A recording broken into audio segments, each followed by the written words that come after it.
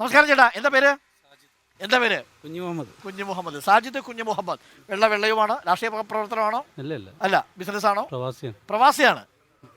നാട്ടിലുണ്ട്. നാട്ടിലെവിടെയാ? വേങ്ങരയാണ്. അപ്പോൾ ഞങ്ങൾ വന്നത് വോട്ടഭ്യർത്ഥിക്കാനാണ്. അപ്പോൾ ആർക്ക് എന്നൊരു സംശയം ഉണ്ടാവും. ആർക്കും ചെയ്യാം, ഇഷ്ടമുള്ളവർക്ക്. പക്ഷേ ചെയ്യുമ്പോൾ അതിൽ പ്രധാനപ്പെട്ട ചില കാര്യങ്ങൾ ഞങ്ങൾ രേഖപ്പെടുത്തിയിട്ടുണ്ട്. ഒന്നുമില്ല, കഴിഞ്ഞ വർഷങ്ങളിലെയൊക്കെ തെരഞ്ഞെടുപ്പിൻ്റെ ചരിത്രം, അതുമായി ബന്ധപ്പെട്ട കാര്യങ്ങൾ, എത്ര സീറ്റുകളിലേക്കാണ് മത്സരം നടക്കുന്നത്, ഈ കാര്യങ്ങളൊക്കെയാണ്. ഈ തെരഞ്ഞെടുപ്പിൽ എത്ര പേര് വോട്ടർമാരുണ്ട്, ആ വിശദ വിവരങ്ങൾ, ഇലക്ഷൻ കമ്മീഷന്റെ വിവരങ്ങളാണുള്ളത് കേട്ടോ. അപ്പോൾ 26-ാം തീയതി വോട്ട് ചെയ്യാൻ വരണം. വോട്ട് ചെയ്യും. ഞങ്ങളവിടെ ഉണ്ടാവും. ഉറപ്പല്ലേ? എന്താ ഒരു സാധ്യത മൊത്തത്തിൽ മണ്ഡലത്തിൽ? സാധ്യതയുണ്ട്. എന്താ സംശയം? ഒരു സംശയമില്ല. ഒരു സംശയമില്ല അല്ലേ? അത് കണ്ണടച്ച് വോട്ട് ചെയ്യുന്ന പോലെയാ വേങ്ങരക്കാർക്ക് അല്ലേ? അപ്പൊ അങ്ങനെ തന്നെയാ. നാട്ടിലെന്താ ചെയ്യുന്നത്? നമുക്ക് നടക്കാം. ഡ്രൈവറാണ്.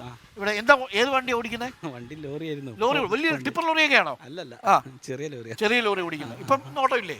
ഇല്ല, നോട്ടമില്ല, ഫ്രീ ആണ്. പ്രവാസിയായിട്ട് എവിടെയാ? വിദേശത്ത്? ജിദ്ദയിലാണ്. ജിദ്ദയിലുള്ള മലയാളികൾക്കൊക്കെ ഒരുപാട് വേങ്ങരക്കാരുണ്ടെന്ന് തോന്നുന്നു. ജിദ്ദയിൽ ഒരുപാട് ആൾക്കാരുണ്ട് അല്ലേ? നിങ്ങളുടെ ഇവിടുത്തെ വേങ്ങര അസോസിയേഷൻ ഉണ്ടോ? പ്രവാസി ഉണ്ട്, ജില്ലയിലുണ്ട്. ഓക്കെ, അപ്പൊ സന്തോഷം ചേട്ടാ, കണ്ടതിൽ സന്തോഷം. അപ്പൊ 26-ാം തീയതി നമുക്ക് പോളിംഗ് ബൂത്ത് വെച്ച് കാണാം. അപ്പം മനസാക്ഷിക്ക് അനുസരിച്ചുള്ള വോട്ട് രേഖപ്പെടുത്തിക്കൊള്ളു. Okay, thank you. അപ്പോൾ നമ്മൾ യാത്ര തുടരുകയാണ്. നമ്മൾ വോട്ട് ചോദിക്കാൻ വരുന്നു എന്ന് പറയുന്ന സമയത്ത് പലപ്പോഴും ആളുകൾക്ക് സംശയം ഉണ്ടാകും, ഇവർ ആർക്ക് വേണ്ടിയാണ് ഈ പ്രചരണം നടത്തുന്നത്? ഇന്ത്യക്ക് വേണ്ടി. ഇന്ത്യ എന്നുള്ളത് മുന്നണി എന്നുള്ള അർത്ഥത്തിലല്ല കേട്ടോ. നമ്മുടെ രാജ്യത്തിന് വേണ്ടി, രാജ്യത്തെ ജനാധിപത്യം നിലനിർത്താൻ വേണ്ടി കൂടുതൽ ആളുകൾ വോട്ട് ചെയ്യാനായിട്ട് വരണം. ഒരു 80-85% ആളുകൾ വോട്ട് രേഖപ്പെടുത്തുന്ന ഒരു നാട്ടിലെ ജനാധിപത്യം എന്നുള്ളത് പ്രൊസീജിയറലായി, ഘടനാപരമായി മികച്ചതായിരിക്കുന്ന കാര്യത്തിൽ സംശയമില്ല. നമ്മൾ മറ്റൊരു വീട്ടിൽ കൂടിയാണ് ഇപ്പോൾ എത്തിയിരിക്കുന്നത്. Hello, good morning. നമസ്കാരം. സന്തോഷം. ഞങ്ങൾ മിനി ഊട്ടി പോയിട്ട് വരിക. നമസ്കാരം. സന്തോഷം. വരൂ. ഇതെല്ലാം അടച്ചുപൂട്ടി കിട്ടിയിരുന്നത് നായശല്യം ഉണ്ടോ പുറത്ത്? ഇല്ല. കുട്ടികളുണ്ടോ ഇവിടെ? കൊച്ചുകുട്ടികളുണ്ട്. തോന്നി. ഈ കൊച്ചുകുട്ടികളുള്ള വീടുകളുടെ ഈ ഒന്നിങ്ങോട്ടിരിക്കുക ചേട്ടാ. ഒന്നിങ്ങോട്ടിരുന്നോളൂ. വരൂ. രാവിലെ നോമ്പിലാണോ? നോമ്പെടുത്തു രാവിലെ. അപ്പൊ എത്ര മണിക്ക് എണീക്കും? നമ്മൾ രാവിലെ 3 മണി. 3 മണിക്ക് എണീറ്റ് അല്ലേ? പിന്നെ ചെറിയ ഭക്ഷണം കഴിച്ചിട്ട് പിന്നെ ഉറങ്ങും. പിന്നെ ഒന്നുറങ്ങും അല്ലേ? ഒരു 6 മണി. ഇനി വൈകുന്നേരം 6:45 വരെ ഒരു ഇരിപ്പാ അല്ലേ? അപ്പോൾ ഈ നോമ്പിന്റെ ഒരു വലിയ പ്രത്യേകത, ഈ നല്ല ചൂട് കൂടുമ്പോൾ ശാരീരികമായിട്ട് ആദ്യ ദിവസമൊക്കെ കുറച്ച് ബുദ്ധിമുട്ടുണ്ടാവും അല്ലേ? കുഞ്ഞാൻ വന്നിട്ടുണ്ടല്ലോ. ഹായ്. അപ്പോ എങ്ങനെ പോകുന്നു ജീവിതമൊക്കെ? എന്ത് ചെയ്യുന്നു? ബിസിനസ് ആണോ? പ്രവാസിയാ. എവിടെയാ? ഒമാനിലാണ്. ഇപ്പൊ നാട്ടിൽ വന്നതാണോ? കുറച്ച് നാളായിട്ട് ഇവിടെ ഉണ്ടോ? നോമ്പിന് വന്നതാ. ഇനിയിപ്പോ ഇത് കഴിഞ്ഞു പോകത്തുള്ളോ? ഒരു മാസത്തെ ലീവ്. എല്ലാ നോമ്പിനും നാട്ടിൽ വരും അല്ലേ? വർഷത്തിൽ 2-3 തവണ വരുമോ? ഒറ്റ തവണ വരത്തുള്ളൂ. അത് ഈ നോമ്പിന്റെ സമയത്താണ് വരിക. അവിടെ എന്താ ചെയ്യാ? അവിടെ ഹോട്ടലില്ല. അപ്പോൾ ഞങ്ങൾ വോട്ടഭ്യർത്ഥിക്കാൻ വന്നതാ. ആർക്കെന്ന് ഞങ്ങളോട് ചോദിക്കരുത്, അത് ആർക്കും ചെയ്യാം. അത് നിങ്ങളുടെ മനസാക്ഷിയുടെ വോട്ടിൻ്റെ അവകാശമാണ്. അപ്പോൾ വോട്ടഭ്യർത്ഥന എന്ന് പറയുന്നത് വോട്ട് ചെയ്യാൻ എത്തണം എന്നുള്ളതാണ്. ശാരീരികമായ അസുഖങ്ങളില്ലെങ്കിൽ തീർച്ചയായിട്ടും വോട്ട് ചെയ്യാൻ വേണ്ടി 26-ാം തീയതി എത്തണം എന്ന് പറയാൻ വേണ്ടി വന്നതാണ്. കാരണം വോട്ടവകാശം നമ്മുടെ ഒരു പൗരൻ്റെ അവകാശമാണ് എന്ന് പറയുന്നത്. മൊത്തത്തിൽ എങ്ങനെയാണ് ഇവിടുത്തെ ഒരു രാഷ്ട്രീയ അന്തരീക്ഷമൊക്കെ? യുഡിഎഫിന് ഒരു സാധ്യത തന്നെയാണ് അല്ലെ? യുഡിഎഫിന്റെ ഒരു സിറ്റിംഗ് സീറ്റ് എന്ന രീതിയിൽ യുഡിഎഫിന് ഒരു മണ്ഡലമാണ്. ജീവിതമൊക്കെ ഹാപ്പി ആയിട്ട് പോകുന്നു. മറ്റേ രാഷ്ട്രീയം വാർത്തയൊക്കെ ശ്രദ്ധിക്കാറുണ്ടോ? പൊതുവെ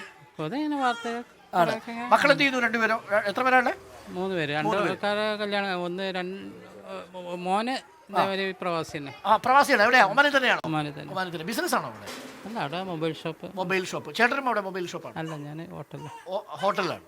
ഓക്കെ. ഹായ് ഉമ്മ, എന്ത് പറയുന്നു? സുഖല്ലേ? എവിടെ നാടെവിടെയാ? സ്വദേശം എവിടെയാ? മേമുറി. ഇവിടെ അടുത്ത് തന്നെയാ. ഇത് മോന്റെ മോളാണോ മോളുടെ മോനാണോ? അതാ കുഞ്ഞാവക്ക് അറിയിട്ടല്ലോ. നല്ല ചൂടുമുണ്ട് അല്ലേ പൊതുവേ? ഇടയ്ക്ക് മിനി ഊട്ടിയിലൊക്കെ പോകാറുണ്ടോ ഇവിടെ വരുമ്പോ അല്ലേ? ഇനിയിപ്പോ ഈ നോമ്പ് കാലത്ത് യാത്ര വല്ലതും ഉണ്ടോ? അങ്ങോട്ടേക്ക് ബന്ധുവീടുകളിൽ യാത്ര? പെരുന്നാൾക്കൊക്കെ ആ സമയത്ത് പോകും അല്ലേ? എത്രയാണ് മൊത്തത്തിൽ? എങ്ങനെയാ ഒരു ദേശീയ തലത്തിൽ നരേന്ദ്രമോദി വീണ്ടും അധികാരത്തിൽ വരുമോ? വരാതിരിക്കട്ടെ. നമ്മള് ചായ. സന്തോഷം. നിങ്ങൾ നോമ്പല്ലേ? അപ്പോൾ പിന്നെ നിങ്ങളുടെ മുമ്പിൽ നമ്മൾ ചായ കുടിക്കുന്നത് ശരിയല്ല. അതിനോട് ഐക്യപ്പെടലുണ്ട്. അപ്പോൾ നമ്മൾ ഐക്യപ്പെടുന്നു. അപ്പം നരേന്ദ്രമോദി അധികാരത്തിൽ വരാനുള്ള സാധ്യത പൊതുവെ സർവേകളൊക്കെ പറയുന്നു. ഇന്ത്യ മുന്നണി വറ്റാണ് നമ്മൾ അതിനുള്ള ആണ് അല്ലേ? ഓക്കെ. ഇന്ത്യ മുന്നണി വരണം എന്നതാണ് ആഗ്രഹം. നിങ്ങൾ ഈ പ്രവാസികളൊക്കെ ഈ വിഷയങ്ങളും ഈ വാർത്തയൊക്കെ വളരെ സജീവമായി ചർച്ച ചെയ്യുന്നില്ല? അപ്പോൾ നമ്മൾക്ക് അവിടെ ഇതുള്ളത് ആര് വരണം? രാഹുൽ ഗാന്ധി വരണം, പ്രധാനമന്ത്രി ആകണം എന്നതാണ് അല്ലേ? ഒരു ചെറിയ ആശങ്ക ആ ഘട്ടത്തിലുണ്ട് അല്ലേ? നരേന്ദ്രമോദി സർക്കാർ വന്നാൽ എന്നൊരു ആശങ്ക മനസ്സിൽ കിടപ്പുണ്ട്. തീർച്ചയായിട്ടും അതുകൊണ്ട് രാഹുൽ ഗാന്ധി വരണം എന്നാണ് ആഗ്രഹം അല്ലേ?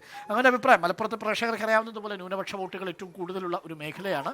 അവിടെ വ്യത്യസ്തമായ ഒരു രാഷ്ട്രീയ നിലപാടുള്ളവരാണ് കണ്ടത്. ഞാൻ പേര് ചോദിക്കാൻ മറന്നുപോയി. എൻ്റെ പേര് അബ്ദുൽ മജീദ്. അബ്ദുൽ മജീദ് എന്നുള്ളതാണ്. ഇനിയിപ്പോൾ ഒരു മാസം കഴിഞ്ഞ് തിരിച്ചു പോകും ഒമാനിൽ. ഇങ്ങനെ കുറേ പ്രവാസികളുണ്ടല്ലേ ഈ ഭാഗത്ത്, ഈ സൗദിയിൽ അല്ലേ? എല്ലാവരും മിക്കവാറും ഒരു വീട്ടിൽ ഒരാളെങ്കിലും പ്രവാസിയായിരിക്കും അല്ലേ ഈ ഭാഗത്ത്. അവർക്കെല്ലാം അവിടെ ഒരു കൂട്ടായ്മ ഉണ്ടാവും മിക്കവാറും അല്ലേ? അപ്പോൾ ശരി, ഞാൻ ഇറങ്ങുന്നു. അപ്പോൾ കാണാം, നമുക്ക് സന്തോഷം കേട്ടോ. വാ. അപ്പോൾ ശരി, കണ്ടുമുട്ടാം. അപ്പോൾ 26-ാം തീയതി വോട്ട് മറക്കണ്ട. അപ്പോൾ നമ്മൾ ഈ പ്രവാസികൾ ഉള്ള നാട്ടിലെല്ലാം അവരെല്ലാവരും ഈ വാട്സപ്പ് വഴിയും അല്ലേ? നിങ്ങൾ വാട്സപ്പ് വഴിയൊക്കെ ഈ രാഷ്ട്രീയമൊക്കെ ചർച്ച ചെയ്യുന്നുണ്ടാവില്ലേ? ഈ വാർത്തകളൊക്കെ കാണുകയും ഒക്കെ ചെയ്യുന്നുണ്ടാവും അല്ലേ? അപ്പോൾ വാട്സപ്പ് വഴിയും മറ്റ് സാമൂഹ്യ മാധ്യമങ്ങൾ വഴിയും ഒക്കെ അവരവരുടെ നാടിൻ്റെ രാഷ്ട്രീയ പ്രശ്നങ്ങൾ ചർച്ച ചെയ്യുന്നവരുണ്ട്. അങ്ങനെ ഒട്ടേറെ മനുഷ്യർ നമ്മുടെ നാട്ടിലുണ്ട്.